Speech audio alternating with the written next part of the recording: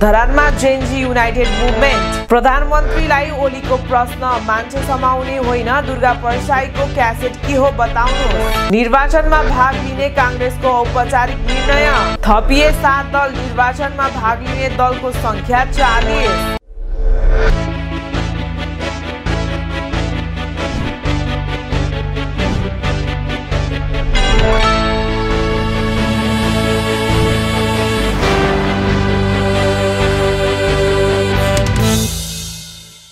नमस्कार, यहाँहरूलाई स्वागत छ बीटीभी नेपालको न्यूज बुलेटिनमा। म मित्रता श्रेष्ठ।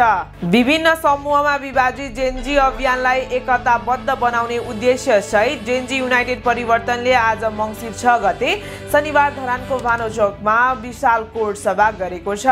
पूर्व मेचीदेखि पश्चिम महाकालीसम्म एकता अभियान चलाइरहेको जेनजी युनाइटेडको टोली बिहिबार धरान आइपुगेको थियो। आज भानुचोकबाट सुरु भएको र्याली छाता चोक, चतरा लाइन, कल्याण चोक हुँदै पुतली लाइन मार्ग हुँदै पुनः लोकतान्त्रिक चौतारी भानुचोकमा आएर कोड सभामा परिणत भयो।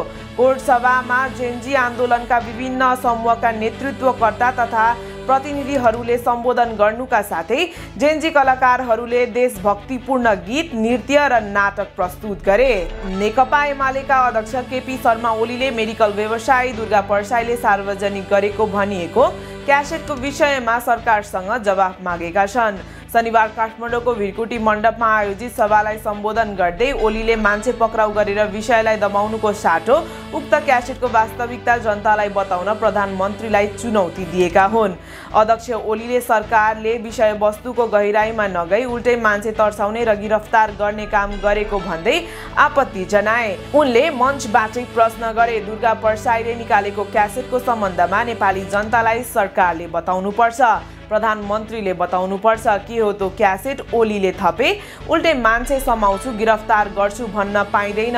मान्छे गिरफ्तार गर्ने होइन, त्यो क्यासेटको छिनोफानो हुनु पर्यो।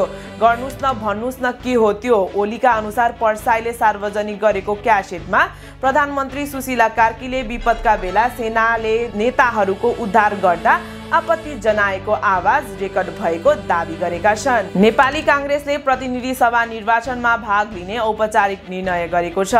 शनिबार बसेको पार्टी केन्द्रीय कार्य समिति बैठकले निर्वाचनमा भाग लिने औपचारिक निर्णय गरेको हो। 2082 फागुन 21 गते हुने गरी प्रतिनिधि सभाको निर्वाचनको मिति घोषणा भइसकेको अवस्थामा वर्तमान राजनीतिको उचित निकास निर्वाचन नै हो भन्ने ठहर गर्दै नेपाली कांग्रेस निर्वाचनमा भाग लिने निर्णय गर्दछ। बैठकपछि मुख्य सचिव कृष्ण प्रसाद पौडेलले जानकारी गरेको विज्ञप्तिमा भनिएको छ। निर्वाचन मार्फत नै संविधानको रक्षा तथा जेनजी प्रदर्शनका क्रममा परिवर्तनका लागि उठाएका आवाजलाई संस्थागत रूप दिँदै देशलाई अघि बढाउन सकिन्छ भन्ने दृढ विश्वास रहेको कांग्रेसको भनाइ छ। कांग्रेसले निर्वाचनका लागि भयरहित वातावरण अपरिहार्य रहेको जनाएको छ। तर हाल हजारौं कैदीबन्दी फरार रहनु, ठूलो परिमाणमा हात हतियार हराइरहनु, राजनीतिक दलहरूले निर्बाध रूपमा आफ्ना कार्यक्रम सञ्चालन गर्न नपाउनु र निर्वाचनका लागि आवश्यक न्यूनतम व्यवस्था पनि स्थापित हुन नसक्नु, यी सबै परिस्थितिहरू अत्यन्तै गम्भीर छन्। कांग्रेसले भनेको छ, तत्काल शान्ति सुरक्षामा सुधार ल्याउन, सुरक्षाकर्मीको मनोबल उच्च बनाउन तथा आम नागरिकमा भयमुक्त वातावरण सुनिश्चित गर्न नेपाली कांग्रेसले सरकारसँग जोरदार माग गर्दछ। आगामी फागुन 21 गतेका लागि तय भएको प्रतिनिधि सभा निर्वाचनमा भाग लिन दर्ता हुने दलको संख्या 40 पुगेको छ। निर्वाचन आयोगका अनुसार बिहिबारसम्म 33 वटा दल दर्ता भएकोमा शुक्रबार थप 7 दल दर्ता भएका छन्। शुक्रबार दर्ता हुने दलमा रुक्मिनी चौधरी नेतृत्वको संघीय Nepal party, doctor C K Raut नेतृत्वको जनमत पार्टी, दिनेश राज परसाई नेतृत्वको गतिशील लोकतान्त्रिक पार्टी, कृष्ण कुमार राई नेतृत्वको नेपाली जनश्रमदान संस्कृति पार्टी, कबीर सोप नेतृत्वको नागरिक उन्मुक्ति पार्टी नेपाल, भूपी राई नेतृत्वको राष्ट्रिय साझा पार्टी र रमेश नाल्बो नेतृत्वको परिवर्तन पार्टी पनि आगामी फागुन 21 गतेका लागि तय भएको प्रतिनिधि सभा निर्वाचनमा भाग लिनका लागि शुक्रबार दर्ता भएका छन्। आजको न्यूज बुलेटिन यही समाप्त भएको छ। अर्को बुलेटिनका साथ फेरि पनि उपस्थित हुने नै छु। तबसम्मको लागि हेर्दै गर्नुहोला बीटीभी नेपाल।